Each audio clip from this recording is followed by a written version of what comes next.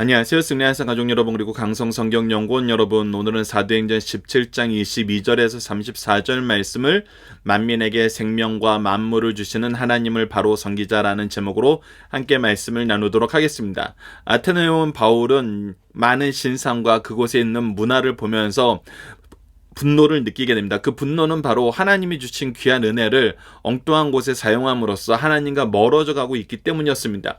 그리고 그것을 타파하기 위해서 예수 그리스도의 복음을 전합니다. 특히 부활을 전합니다. 이 부활이 이 두 철학파들에게, 에피쿠로스 학파나 스토아파에게 모두 새로운 것으로 다가온 것입니다. 그들이 지금까지 생각했던 것은 다양한 방면에서 다양한 관점을 가지고 살고 있지만 결국은 무엇에 대한 문제였냐면 죽음에 대한 문제였습니다. 죽음에 대한 문제 앞에서 인생이 어떤 삶을 선택하는가 했을 때 에피쿠로스 학파는 그 앞에서 우리가 할 수 없는 일 앞에서 후회하지 않기 위해서는 행복을 추구하면서 살아야 된다는 것입니다. 스토아 학파는 오히려 그것을 뛰어넘는 무엇인가 우리가 추구하고자 하는 정말 참된 지혜가 있고 모든 것 속에 있는 신을 보면서 그 죽음 이후의 삶을 생각해 나가고 있었습니다. 그러나 그들이 해답을 찾지 못했습니다. 인간은 유한했기 때문입니다. 이 유한함 안에서 동시에 항상 사람들은 무엇을 꿈꾸게 되냐면 무한을 꿈꾸게 됩니다. 이것이 참 희한한 것입니다. 그래서 이 희한함이 근데 무엇인지를 오늘 바울은 설명합니다. 다시 한번 강조합니다. 인생은 유한합니다. 근데 이 유한한 인생은 항상 무엇을 꿈꾸게 만드냐면 무한을 꿈꾸게 만듭니다. 왜 이 삶을 살게 될까요? 왜 이러한 생각을 가지고 있을까요? 어떤 사람들은, 자연주의적인 사람들은 인간은 흙으로 돌아가고 모든 생물은 흙으로 돌아가기 때문에 그것은 헛된 것을 꿈꾸는 것이라고 생각합니다. 근데 헛된 것을 꿈꾼다고 생각하기에는 너무나 희한한 거예요. 왜? 모든 사람들이 그것을 생각하거든요. 모든 사람들이 죽음 이후를 생각하게 되고 모든 사람들이 무한을 생각하게 됩니다. 그래서 우리가 철학을 만드는 거, 지적인 어떤 업적을 남기는 거, 이 세상에 이름을 남기는 거, 우리가 도시를 만드는 거, 계속 이것은 무엇을 꿈꾸냐면 인간의 유한성을 무한으로 투영하고 싶어하는 인간의 끊임없는 욕망이, 인간의 끊임없는 방향성이 나타나는 것이면 우리가 지난 시간에 잠깐 나눌 수 있었습니다. 그리고 그것을 지금 사도 바울은 무엇이라고 우리에게, 이 아덴 사람들에게 해석해주고 있냐면 다음과 같이 해석해주고 있습니다. 자, 22절입니다. 바울이 아레오바고의 가운데 서서 말하되 아덴 사람들아, 너희들 보니 범사에 무엇이 많도다? 종교심이 많도다.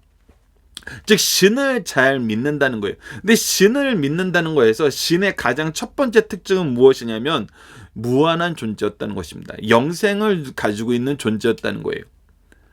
희한하지 않습니까? 이것이 근데 있는 것이 나쁜 것이 아니에요. 왜 그러냐면 인생은 처음부터 창조되었을 때 하나님께서 어떤 계획 안에서 인간을 창조하셨냐면 영원히 함께 하나님과 기뻐할 수 있는 존재로, 하나님을 찬양하는 존재로 인간을 창조하셨습니다. 그래서 무한한 인간이, 우리가 에덴 동산에서도 생명나무의 실과가 있다는 것을 통해서 볼 수 있는 것처럼 하나님은 처음부터 우리를 유한한 인간이지만 무한을 바라볼 수 있도록 무한을 주시기 위해서 창조하셨다는 것입니다. 그래서 우리는 끊임없이 하나님을 향하여 나갈 수밖에 없고 하나님을 간구할 수밖에 없습니다. 그런데 우리가 죄 때문에 하나님을 아는 지혜를 상실하게 되고 하나님께 나아가는, 구분되어서 나아가는 거룩함을 상실하게 되고 하나님의 뜻으로 행하는 모든 의를 상실하게 되었을 때 우리는 엉뚱한 방향으로 가게 되었던 거거든요. 그러나 여전히 무엇은 있어요? 하나님을 향한 마음이 있어요. 하나님을 향하여 무한으로 나아가고 싶은 마음이 있어요. 그것을 뭐라고 표현한 거냐면 바로 종교심이라고 표현한 겁니다. 그리고 이것을 구현해내는데 그리스인들은, 아덴 사람들은, 아테네 사람들은 굉장히 자유롭고 굉장히 이 부분에 대한 업적이 어느 정도 있다는 거예요. 그래서 그들의 업적과 그들의 왜 이 방향성을 가지는지를 이해하게 하면서, 즉 그들의 철학적인 사유와 여러 가지 질문에 대한 대답이 왜 그렇게 다양하게 나왔는지를 인정하면서 그들에게 무엇인가를 새로운 것을 알려주려는 거예요. 자, 23절 봅시다. 내가 두루 다니며 너희를 위하는 것보 너희가 위하는 것들을 보다가 알지 못하는 신에게라도 새긴 단을 보았으니, 자, 알지 못하는 신이란 건 뭐예요? 우리의 지식이 아직 완전하지 않다는 거예요. 우리가 아직 모르는 것이 있다는 거예요. 그것은 바로 철학적인 사고의 가장 기초적인 거거든요. 왜 그럴까? 무엇일까? 궁금해하고 질문하는 거에서 철학은 시작을 하잖아요. 그래서 그들이 항상 무한을 꿈꾸고 하나님이 주셨던 하나님을 바라보게 하는 그 마음을 그들이 가지고 있는 종교심이라는 것으로 이해를 시키고, 그들이 알지 못하는 신에게라고 하는 것을 통해서 그들의 지적인 부분, 그들이 알지 못하는 하나님에 대한 부분을 제시를 함으로써 자연스럽게 누구를 보게 만드는 거냐면 하나님을 보게 만드는 겁니다. 그래서 이렇게 얘기합니다. 그런즉 너희가 알지 못하고 위하는 그것을 내가 너희에게 알게 하리라. 이 부분이 참 뛰어난 부분인 것입니다. 그리고 이 부분이 우리가 사실은 앞으로 선교를 할 때 굉장히 잘 준비해야 되는 부분입니다. 모든 인간은 기본적으로 하나님을 찾을 수밖에 없는 존재로 창조되었어요. 이것은 예외가 있는 사람이 없습니다. 그런데 죄는 항상 인간을 어떻게 만들었냐면 하나님 대신 다른 것을 채워놨어요. 근데 하나님 대신 다른 것을 채워놨을 때 나타나는 특징은 뭐냐면 그것이 만족함을 주지 못한다는 것입니다. 우리가 이런 모양의 그릇이 있는데 이 모양에 딱 맞는 물건을 넣었을 때는 이것이 만족함을 얻어요. 근데 우리가 이 모양에 작은 것을 넣거나 모양이 이상한 것을 넣었을 때는 여기서는 항상 공허함이 있는 거예요. 그것처럼 우리가 하나님을 바라보게 만들었을 때 하나님을 바라보면 우리에게 만족함이 있는데, 우리가 이 창조의 목적에 알맞는 삶을 살게 되는데 하나님을 알지 못하면 그곳에 무엇을 쳐놔도 공허함이 있어요. 그래서 그리스도인들은 이 공허함을 채워주는 요소, 그가 부족함을 느끼는 요소가 무엇인지 알고 그것으로 그에게 다가갔을 때 그가 마음문을 열고 그 이야기를 통해서 하나님을 자연스럽게 발견하게 된다는 것입니다. 방향성을 새로 설정하게 된다는 거예요. 이것이 우리가 선교 때 굉장히 필요한 부분이었다는 것입니다. 그리고 더 한 걸음 더 나아가서 놀라운 것은 무엇이냐면 하나님께서 바울을 이방인의 사도로 세우실 때 그가 이미 어린 시절에 헬라 교육을 받고 헬라 문화권에서 자라게 함으로써 그가 헬라 문화를 이해하고 하나님 말씀으로 헬라 문명을 볼 수 있는 준비가 되어 있었기 때문에 이 아덴에서의 설교가 가능했던 거거든요. 이 또한 어떻게 인도하신다? 하나님께서 우리를 필요한 상황에 맞게 하나님이 쓰시는 계획에 맞게 우리를 양육하신다. 그래서 우리가 자녀들에게, 우리가 지금 현재 있는 사람들에게, 현재를 사는 사람들에게 근면성실을 이야기하는 이유가 무엇이냐면 우리가 꿈꾸는 것이 다를 수 있어요. 우리가 쓰임받는 장소가 다를 수 있어요. 우리가 때로는 대한민국에서 태어났지만 대한민국에서 주의 사명을 감당하는 것이 아니라 외국에 나가 살 수도 있어요. 그런데 하나님께서 그렇다고 우리가 외국에서 나가서 살 것이기 때문에 한국적인 상황에서 우리가 경험하는 모든 것은 필요 없는 것이고 우리는 새로운 것을 준비해야 된다, 그것은 아니에요. 이미 우리를 향한 계획은 하나님이 세워놓으셨고 하나님은 그 계획 안에서 우리를 양육하세요. 그렇기 때문에 지금 현재의 삶의 모습이 하나님께서 준비해 놓으신 상황이라는 것을 아는 순간은 우리는 이 상황에 충성할 수밖에 없어요. 그렇기 때문에 근면성실한 삶의 모습이 나타나는 거예요. 사도 바울이 그 근면성실함 속에서 준비되었고 앞으로 이 사도 바울의 선교 여정을 보면은 이 근면성실함이 계속 드러납니다. 어떤 상황 속에서도 내 삶에 최선을 다했던 그의 모습은 하나님의 뜻 안에서 정말 잘 준비된 일꾼의 모습으로 우리에게 드러나는 걸 보게 됩니다. 자, 이제 그 내용을 이제 이야기하기 시작합니다. 자, 이야기하기 시작할 때 우리가 왜 이야기가 이렇게 시작돼야 되는지를 우리 먼저 설명해 드릴게요. 우리가 지난 시간에 사도 바울이 계속 얘기했던 건 뭐냐면 부활에 대한 거였어요. 부활은 이 그리스 철학자들이 생각했던 그 어떤 것, 그 질문에 대한 접근 방식과는 완전히 다른 방식이었어요. 근데 부활이라는 건 뭐냐면 죽음이 끝이 아니란 걸 얘기해 주는 거예요. 그러니까 일반적으로 죽음은 무엇이라고 생각하고 있었냐면 끝이라고 생각하고 있었어요.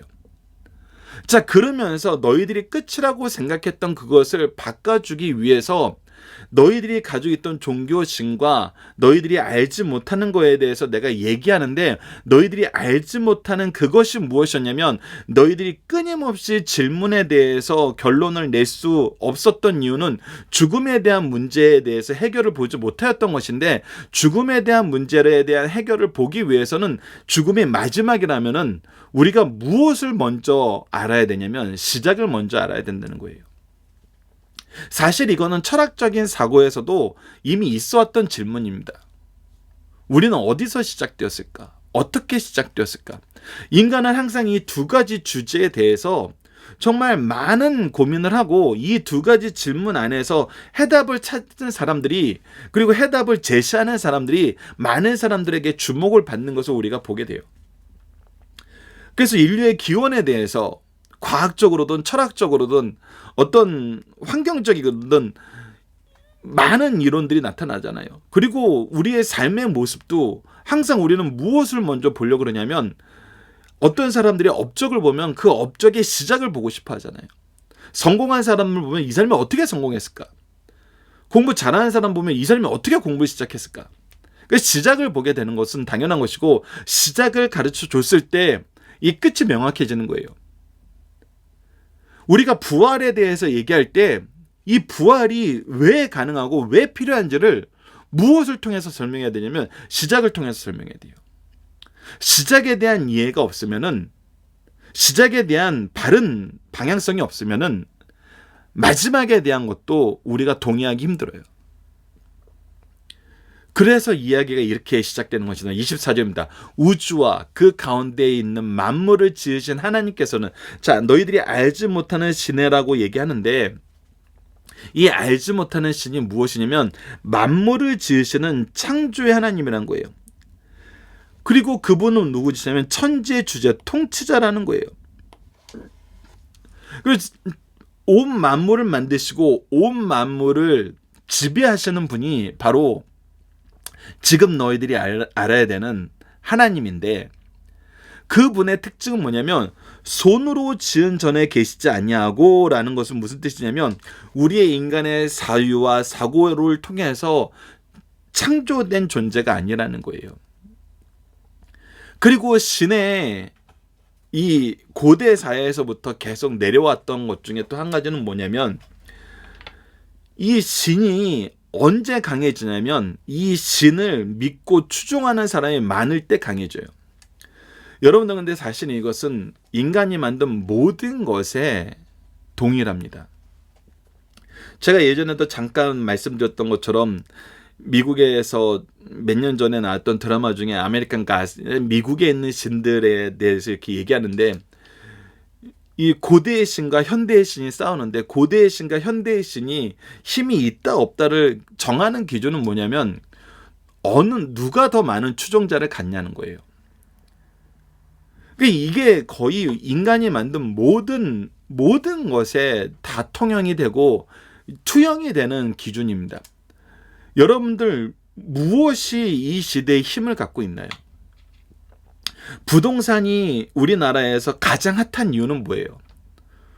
부동산에 가장 많은 사람들의 관심과 투자가 이루어지기 때문이에요. 스포츠도 마찬가지잖아요. 인기 종목, 비인기 종목 무엇으로 결정이 돼요? 스포츠의 재미와 스포츠의 어떤 시스템적인 여러 가지 그것이 아니라 사실은 팬이에요. 따르는 사람이 얼마나 많으냐, 그거에 그 팬층이 얼마나 두꺼우냐,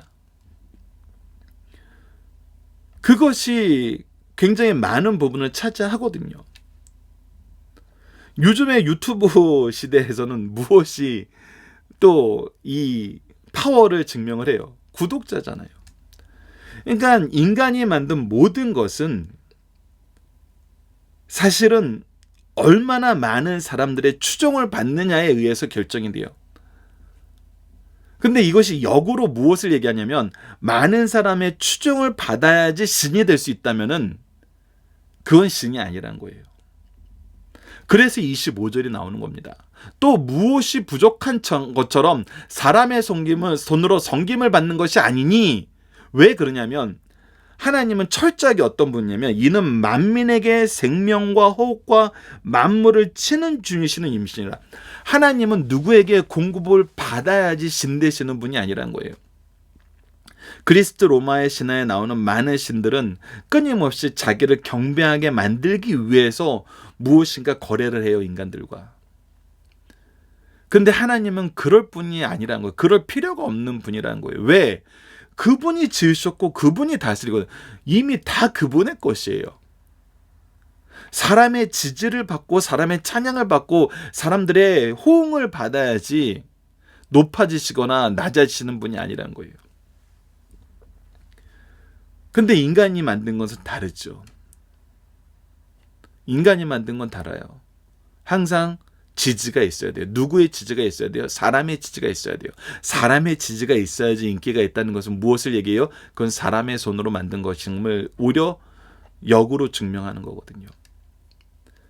그래서 너희들이 지금 잘못 이해하고 있는 너희들의 존재에 대한 모습을 너희들에게 가르쳐 주겠다는 거예요. 창조주 하나님에 대해서 얘기해주고, 이 하나님이 인간을 어떻게 여기시고 인간을 어떻게 만드셨는지를 너희들이 이해했을 때, 하나님을 이해하고 나를 이해하고 하나님과 나와의 관계를 이해했을 때 우리가 시작을 바로 이해하는 것이고, 그랬을 때 이 마지막과 이 마지막이 끝이 아니고 부활과 영생이 있음을 너희들이 이해할 수 있다는 거예요. 26절을 봅시다. 인류의 모든 족속을 한 형통으로 만드사. 이미 우리가 다니엘서에 나타났던 그 신상에 나타났던 여러 국가의 모습을 통해서 볼 수 있다시피 이 세상은 끊임없이 계층으로 나눠져 있어요. 우리가 사도 바울의 선교 여행을 통해서도 볼 수 있는 것처럼 그가 로마 시민권을 가지고 있다는 것이 이 로마 사회에서는 얼마나 큰 역할을 하고 있는지를 보게 되잖아요. 동시에 지금 그리스 철학 속에서 이 아테네가 가지고 있는, 아덴이 가지고 있는 이 위상은 정말 계층을 나누고 있거든요. 근데 뭐라고 얘기하냐면 한 혈통으로 만드셔서 온 땅에 살게 하시고, 한 혈통으로 만들어서 동일하게 만드셨고, 그리고 그 땅에 이 온 땅에 퍼져서 살 수 있도록 허락하시고 주관하시는 분도 하나님이란 거예요. 그리고 또 무엇도 정했어요. 연대도 정하셨고 거주의 견지에도 정하셔서 그분이 정해준 안에서 우리가 살고 있다는 거예요. 이것이 바로 하나님이 천지의 주제의 심을 나타내고 천지의 창조자의 심을 나타내요. 그래서 우리가 살다 보면 우리가 잘해서 산 것이 아니라 주권적인 역사 은혜 안에서 살고 있다는 것을 경험하게 된다는 거예요. 그래서 이것을 통해서 하나님은 무엇을 하게 하시냐면 27절, 이는 사람으로 혹 하나님을 더듬어 찾아 발견하게 하십니다. 그래서 누군가가 우리를 통치하고 계시구나. 누군가가 우리를 만드셨구나. 이것을 인정하고 하나님을 바라보게 만든다는 거예요. 그것이 무엇이하고 연결돼요? 종교심하고 연결이 되는 것입니다. 그래서 너희들이 깨닫는 것은 무엇이냐면, 너희들이 알지 못하는 그 신을 내가 하나님이라고 소개하고, 이제 너희들이 그분과의 관계에서 깨닫지 못한 것이 무엇이냐면, 이 그리스 로마 신화에 나타났던 신들과 달랐던 점이 무엇이냐면 27절입니다. 그는 우리 각 사람에게서 멀리 계시지 아니하도다. 우리가 그를 찬양해야 되고 그가 우리에게 와달라고 부탁을 해야 되고 뭔가 특별한 존재 가치를 인정받아야만 그를 대면할 수 있다고 생각하는 것이 이 세상 사람들이 가지고 있는 신적인 어떤 존재에 대한 일반적인 관념이었는데, 하나님은 그런 분이 아니란 거예요. 우리와 함께 계시면서 우리를 위해서 그의 은혜를 더하신다는 거예요.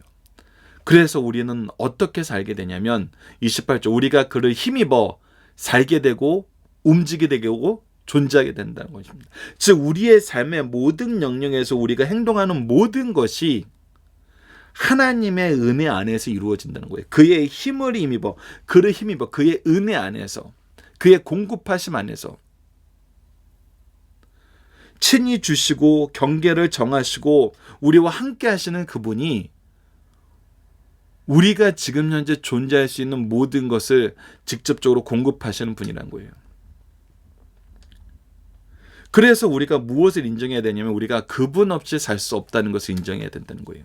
근데 그분 없이 살 수 없다는 그 존재에 대한 의미에 대해서 너희들도 이미 들어본 바가 있는데, 그것이 뭐냐면 너희 시인 중 어떤 사람의 말과 같이 우리가 그의 소생이라 하니. 여기서 얘기하는 그는 사실은 제우스예요. 그리고 이 얘기를 얘기한 사람은 아라투스고, 이 부분에 대해서는 본문 다지게 해서 간략하게 다시 한번 소개를 하게 되는데, 인생에 살다 보면은 우리가 신의 공급하심 안에서, 신의 은총 안에서, 은혜 안에서 살고 있다는 것을 경험하게 되고, 그가 어떻게 이렇게 은혜로울까?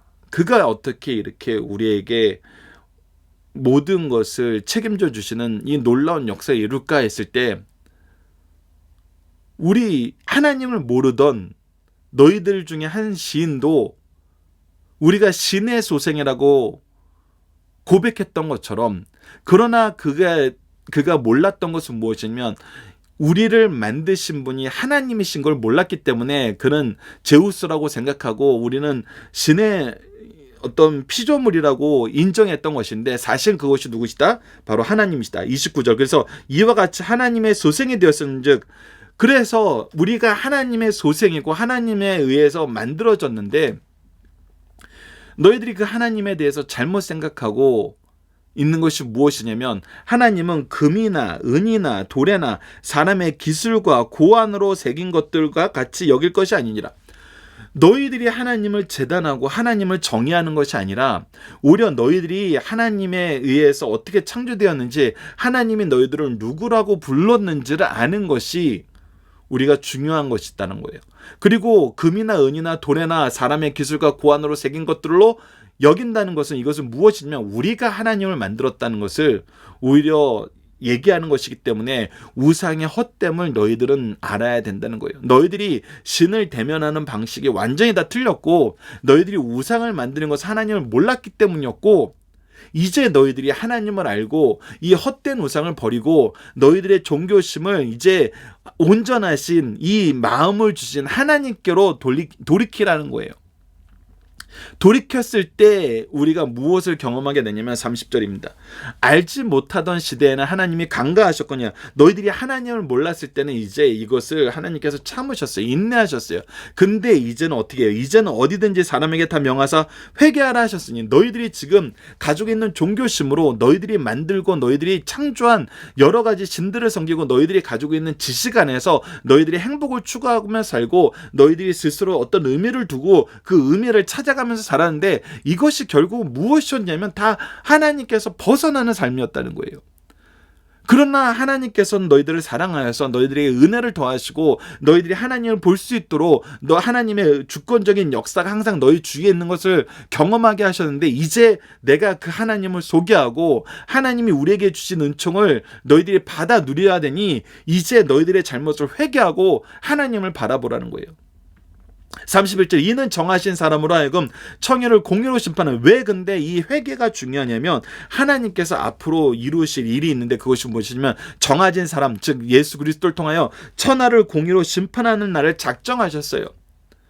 그래서 앞으로는 하나님의 공의의 심판이 있는데, 그 공의의 심판이 있을 때 우리는 모두 이 정죄받을 수밖에 없어요. 죽을 수밖에 없어요. 영원한 심판의 앞에 빠질 수밖에 없어요. 그런데 우리에게 무엇을 보여주셨냐면, 우리에게 부활의 영광을 보여주셨고 예수 그리스도를 믿는 믿음을 허락할 수 있도록 이 부활을 경험하게 하셨다는 거예요. 그래서 그를 죽은 자 가운데 다시 살리신 것으로 모든 사람에게 믿을 만한 증거를 주셨으니, 그래서 이 얘기가 지금까지 너희들이 나를 통해서 들어왔던 바로 그 부활의 얘기고, 이 부활을 또 우리에게 허락하신다는 예수 그리스도의 약속과 성경의 기록과 성령의 역사하심으로 이제 너희들이 경험하는 일이란 거예요. 그래서 너희들이 이제 이것을 믿을 수 있게 됐다는 거예요. 말씀을 통해서, 예수 그리스도의 역사를 통해서, 성령의 감화를 통해서 너희들이 이것을 이제 믿을 만한 토대가 마련되었고, 믿을 수 있도록 인도하고 믿게 하시기 위해서 지금 말씀을 선포하고 있으니 무엇하라? 회개하라. 회개하라. 이제 돌이키라. 이제 돌이키고 너희들이 알지 못했던 우리의 시작의 문제, 인생의 시작의 문제, 너희들이 깨닫지 못했던 인생의 마지막의 문제, 그리고 너희들이 절대 상상하지 못했던 부활 이후의 영생의 문제, 이 모든 것이 하나님이 우리에게 이미 주어주신 것이고 하나님이 정의하신 것이고 하나님이 그렇게 창조하심을 알았다면은 우리 이제 해답을 알게 되는 거예요.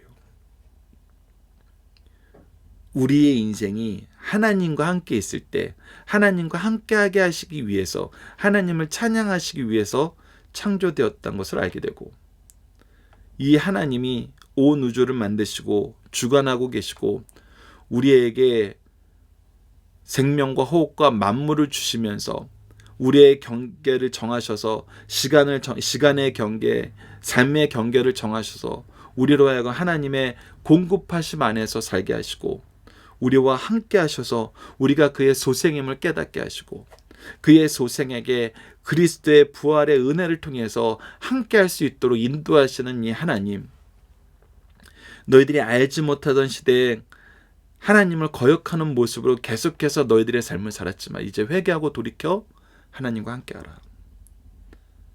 심판의 때가 이르기 전에 부활의 증거를 통해서 하나님과 함께하라.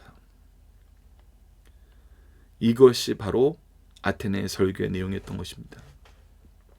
32절, 그들이 죽은 자의 부활을 듣고, 그런데 이 부활에 대해서 하나님이 인생을 만드신 것에 대해서 주관하시는 것에 대해서 생명을 새롭게 부여하시기 위해서 그리스도를 통해서 구원하신 것에 대해서 얘기하자 세 가지 반응이 나타납니다. 첫 번째는 어떤 사람은 조롱하고 오히려 이것을 믿지 않는 것입니다. 믿을 수 없다는 것입니다. 믿을 수 없는 데에서는 어떤 이유가 있습니까? 각자가 가지고 있던 이게 정말 놀라운 겁니다. 하나님이 주신 틀이 있어요. 각자의 틀이 들어와 있어요. 근데 자기도 궁금해한 건 무엇이냐면 내가 가진 틀로 증명되지 않는 부분이 있다는 거예요. 이 증명되지 않는 부분에 대해서 얘기를 하는데 이 증명되지 않는 부분을 채우려면 어떻게 하냐면 이걸 자기 거를 드러내고 이걸 드러내고 다시 하나님의 것으로 채워야 돼요. 그런데 하나님의 것으로 채우기 자기 것을 드러내기 싫은 거예요. 자기 것을 드러내지 않고 자기의 부족한 것만 채워달라는 거예요. 근데 여러분 이것은 도형의 모양이 다르기 때문에 절대 욕에 들어오지 않아요. 이 그릇을 채우려면 이 도형에 맞는 하나님의 창조의 목적에 맞는 하나님을 받아들여야 되지 자기 것을 지키면서 하나님의 것을 쪼개서 합치려고 그래요. 이것이 이제 이단들이 가지고 있는 가장 큰 특징이거든요. 사람들이 이 성향을 알아요. 자기가 가지고 있던 것을 버리려 하지 않는 성향을 알고 있어요. 근데 자기 것을 버리는 것이 무엇이냐면 바로 회개거든요. 그래서 이 부분만 채워줄 수 있다라고 사람들이 유혹하고 속이는 거예요. 네 거 버릴 필요 없어. 네가 가지고 있는 거 인정해 줄게. 이 부분만 채워. 근데 아니에요, 여러분들. 다 버리셔야 돼요. 하나님께로 데려오는 것은 나를 죽이는 거예요. 나를 버리는 거예요. 내가 가지고 있던 잘못된 것들 다 내버리는 거예요. 내버렸을 때 오히려 우리가 무엇을 경험하게 되냐면 아까 우리가 얘기했던 대로 이 그릇 안에 있던 세모가 내 거라고 했는데 알고 보니까 내 것이 아니었던 것을 깨닫게 돼요. 내 거인 것처럼 포장이 되었는데 사실 이것은 사탄의 것이었어요. 나를 온전하게 하시는 하나님의 역사는 오히려 하나님의 것 안에 있어요. 근데 그것을 싫어하는 사람들은 조롱합니다. 그리고 그것을 아까워하는 사람들은 이것을 미룹니다. 다시 듣겠다고 합니다. 그러나 회개의 은혜와 나를 버림으로써 하나님이 주시는 참된 지혜를 가지고 나를 보고 세상을 보는 사람들은 어떻게 돼요? 34절 몇 사람이 그를 가까이하여 믿으니 즉 믿게 돼요. 믿음의 역사가 일어나는 겁니다. 그래서 복음의 역사가 있을 때 세 가지입니다. 거절하는 사람, 미루는 사람, 믿는 사람. 그리고 그 중에는 아레오바고 갈리 디오누시스와 다말이라는 여자와 또 다른 사람들도 있더라라는 것을 통해서 이곳에서도 하나님께서 믿기로 작정된 사람들은 믿게 되었다는 사실을 우리에게 가르쳐주고 있습니다. 자, 본문 묵상입니다. 첫 번째, 바울은 철학적 사고를 하는 사람들에게 무엇을 도구로 복음을 전하나요? 바로 그들의 철학적인 사고, 그들이 가지고 있던 무한을 추구하는 것, 초월적인 존재를 추구하는 것, 그리고 그들이 알지 못하는 것. 이 두 가지가 철학적 사고의 가장 중요한 방향인데 그것을 통해서 접근을 하는 거예요. 그것을 통해서 접근을 할 때 그들이 정말 이 부분에 대한 관심을 가지고 이것을 더 적극적으로 볼 수 있게 하는 거거든요. 두 번째, 창조주는 어디에 계시지 않고 어떠한 능력을 가지고 계시나요? 창조주는 손으로 지은 곳에 있잖아요. 사람이 정해준 곳에 있잖아요. 사람이 정해준 정에 의해서 살지 않아요. 오히려 만민에게 생명과 호흡과 만물을 친히 주시는 공급자세요. 창조주이시면서 공급자세요. 창조주이시면서 주재자세요. 자, 창조주는 무엇을 정하시고 그 이유는 무엇입니까? 창조주는 인간의 모든 것을 정하세요. 혈통을 정하시고 땅의 영역을 정하시고 연대를 정하시고 거주의 경계를 정하셔서 무엇을 보게 만들어요? 이것을 정하신 분이 누구시냐는 걸 보게 만들어요. 이것을 주관하시는 분이 누구시냐는 걸 보게 만들어요. 그래서 하나님을 찾게 하시기 위해서 하나님의 주권적 통치를 우리에게 항상 드러내시는 거예요. 네 번째, 피조물이 창조주를 임의로 정의할 수 있나요? 정의할 수 없어요. 우리가 오히려 하나님의 정의 안에서 우리의 존재 가치를 깨달았을 때 우리가 정말 가치 있고 소중한 존재만 알게 되는 거예요. 우리가 얼마나 소중한 존재입니까? 우리를 위해서 창조주께서 대신 죽으실 정도로 우리는 소중한 존재예요. 이 존재의 의미, 존재의 가치, 존재의 능력, 우리가 하나님을 인정할 때, 예수 그리스도를 힘입었을 때 성령의 능력 안에서 우리가 이것을 드러내게 된다는 것입니다. 경험하게 된다는 거예요. 다섯 번째, 창조주의 존재와 통치와 능력에 대해서 잘못된 생각과 행동을 하는 사람들은 무엇을 해야 하나요? 이 존재와 통치와 능력에 대해서 인간이 정의된 정의 안에서 이루어진다고 생각하는 것은 결국은 역으로 무엇을 얘기하냐면 신이 사람의 창조물이라는 걸, 사람에 의해서 신이 만들어졌다는 걸 얘기해요. 그러니까 끊임없이 인간이 인간의 의지로 신을 재단하려고 할 때는 그 신은 사람이 만든 거예요. 근데 하나님은 인간의 의지로 재단되는 분이 아니고 정의되는 분이 아니고 인간의 뜻대로 움직이는 분이 아니시잖아요. 근데 우리는 끊임없이 그런 신을 찾고 그런 신을 만들어 왔어요. 때로는 하나님도 그런 신으로 바꿔버렸어요. 그래서 십계명 두 번째 계명에서 나타난 것처럼 형상으로 만들지 말라고 하는데 내가 정의하고 싶거든요. 하나님의 존재에 대해서, 하나님의 의미에 대해서, 하나님의 능력에 대해서 내가 정의한 대로 하나님이 따라오기를 원하니까 내 마음대로 모양을 만드는 거예요. 근데 하나님이 이것이 잘못됐다는 것을 가르쳐주면서 뭐하라 그래요? 회개하라 하세요. 회개하라 하신 이유가 뭐예요? 하나님의 심판의 날이 있기 때문이에요. 근데 이 심판의 날에 우리는 어떻게 된다고요?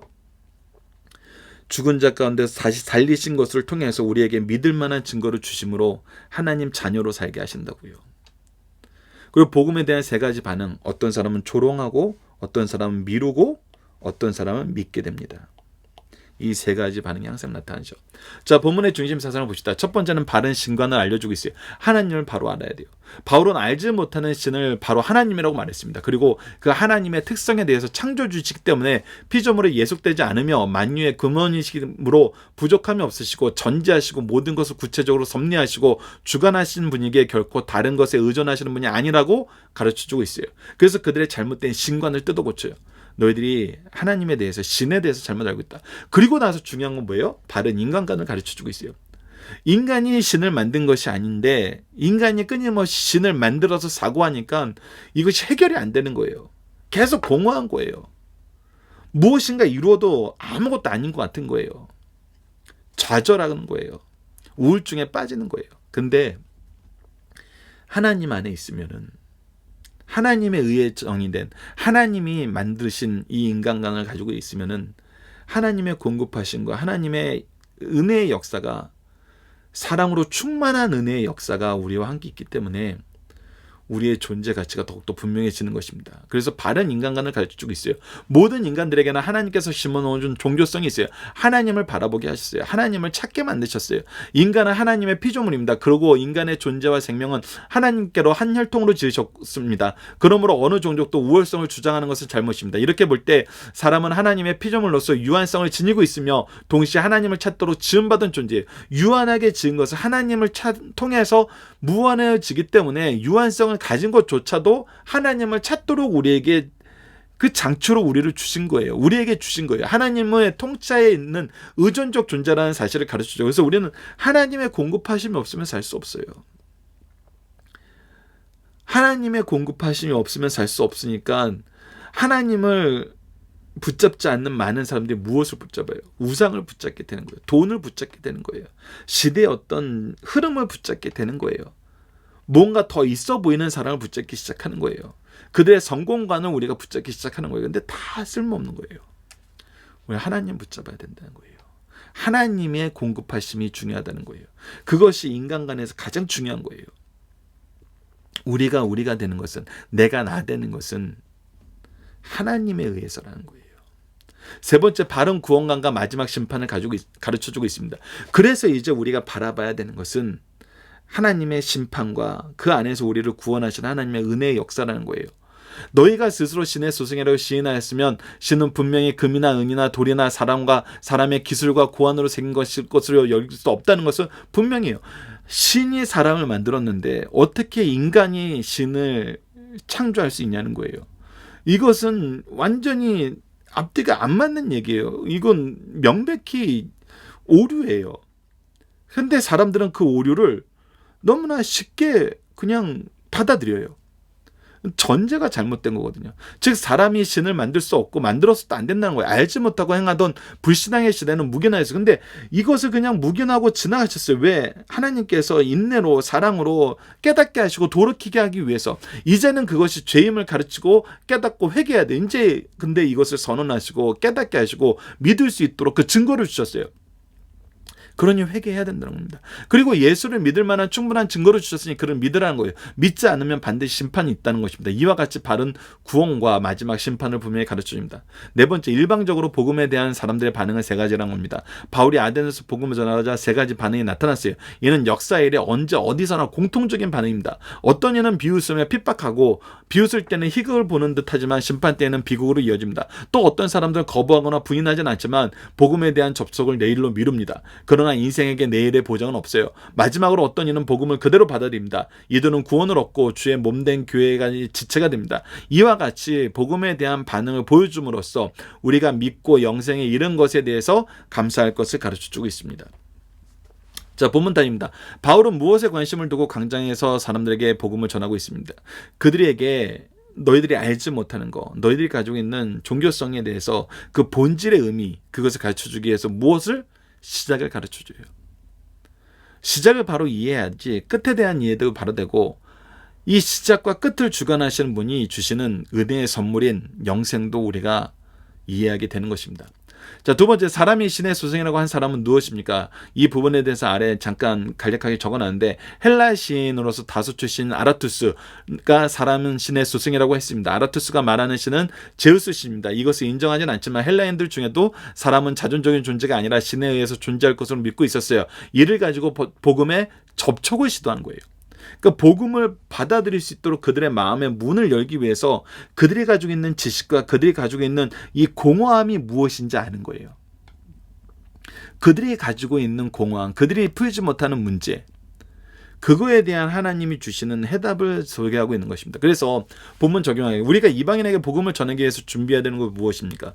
바로 그들이 가지고 있는 그 공허함, 그들이 해결하지 못한 그 문제, 그것을 통해서 누구를 보게 만드는 거냐? 하나님을 보게 만드는 거예요. 이 부분에 대해서 우리가 또 주의해야 될 게 무엇이냐면, 그들이 아까도 얘기했다시피 다시 이 그림 얘기하겠습니다. 우리가 가지고 있는 올바른 틀은 이거예요. 이거 하나님이 만든 틀이에요. 근데 인간은 각자 자기가 가지고 있는 모양으로 이 틀에 들어가려고 그래요. 근데 어떻게 돼요? 이 틀에 공간이 생겨요. 공간이 뭐예요? 공허감이에요. 근데 이것을 통해서 채워주는데 다시 한번 강조하지만 내가 이 부분 채워줄게 라고 들어가는 것은 틀린 거예요. 이것은 아니에요. 이것이 많은 세상의 NGO 단체들과 비영리 단체가 봉사하는 것과 그리스도인이 봉사하는 것의 차이예요. 세상 사람들은 나 이 부분이 부족해, 그러니까 이 부분 채워주세요 이렇게 얘기해요. 대부분이 그렇게 얘기해요. 근데 우리는 그렇게 들어가는 것이 아니라 이거 드러내고 하나님이 우리에게 주신 이것으로 채우라는 거예요. 이 차이를 여러분들 잘 인식하셔야 돼요. 우리가 세상 사람들의 연약함을 그냥 채워주고 오는 것이 아니에요. 그들의 인생에 거짓된 거, 헛된 거, 죄악된 걸 다 드러내고 하나님이 우리에게 주신 것으로 채워 넣는 거예요. 그래서 사실 첫 번째 방법이 더 쉬워요. 우리가 무엇인가를 할 때 그냥 이들이 부족하다는 거 채워주면 얼마나 쉬워요. 배고픈 사람에 빵 주고 끝나면 얼마나 쉬워요. 근데 우리는 그들의 인생을 통째로 드러내어서 하나님의 은혜로 새롭게 지음받은 새 사람을 위해서 수고하는 사람이거든요. 그래서 그리스도인들이 좋은 일을 하면서도 욕먹는 경우가 이런 경우예요. 내 거는 건드리지 말라니까 이 얘기는 전 세계의 복음을 가지고 들어가는 모든 지역에서 동시에 나오는 이야기예요. 내 거는 건드리지 마. 내 부족함 채워주는 건 좋은데 내 거는 건드리지 마. 여러분들 요즘에 세상 사람들이 선교를 할 때 우리에게 하는 얘기가 이거잖아요. 왜 가서 그 사람들이 싫어하는 일을 해? 왜 가서 그 사람들에게 공격받을 짓을 해? 좋은 마음으로 갔으면 그들의 연약함만 돌보고 와. 물론 또 일부 극렬한 단체에서 예수 그리스도께서 보여주셨던 그 온유함과 그 사랑의 한이 없으심을 잊고 채워주는 건 없으면서 이거부터 깨부셔야 돼 이렇게 얘기하면서 폭력적으로 가는 사람들 있죠. 물론 그것도 잘못된 거예요. 우리가 예수님이 보여줬던 길, 사도들이 보여줬던 길, 사도들이 끊임없이 가르치면서 우리가 그래서 섬기면서도 고난받는 길, 이것이 사실은 우리가 준비하고 우리가 실천해야 될 방향이거든요. 우리는 항상 이 상황을 직면하게 됩니다. 그러나 우리는 단순히 그들의 부족함을 채워주러 간 것이 아니라 이것은 여러분들 우리가 이렇게 채워준 거는 이거 금방 사라져요. 금방 없어져요. 우리가 준 거 이거 그냥 여린 마음으로 준 거 사라지고 나면 사람들이 이것을 뭘로 채우는지 알아요? 결국 또 다른 죄악으로 채워요. 또 다른 죄악으로 채웁니다. 하나님이 주신 거 절대 바라보지 못해요. 그래서 우리는 이들의 것을 드러내고 하나님이 주신 온전한 것으로 딱 들어맞는 삶을 살게 하는 것입니다. 이번 주 공동 기도 제목은 날마다 말씀을 묵상하고 하나님의 뜻과 계획에 순종하며 복음의 열정을 가지고 수고하는 삶을 살게 해주소서입니다. 오늘 본문 말씀을 통해서는 우리가 어려서부터 말씀을 아는 사람들에게는 말씀을 통해서 삼위일체 하나님의 구속사를 가르치고 힘쓰고 아직 성경을 모르는 사람에게는 성경으로 올 수 있도록 때로는 그들의 언어와 문화와 지식으로 복음을 전할 수 있는 능력을 가르치게 하여 주소서. 이 일을 위해 우리를 미리 선택하시고 지금 자리에서 나서 자라게 하심을 믿고 항상 최선을 다하여 순종하게 하여 주소서 기도하는 우리 승리한 상 가족 여러분들, 강성성경연구원 여러분들에게 기도합니다. 감사합니다.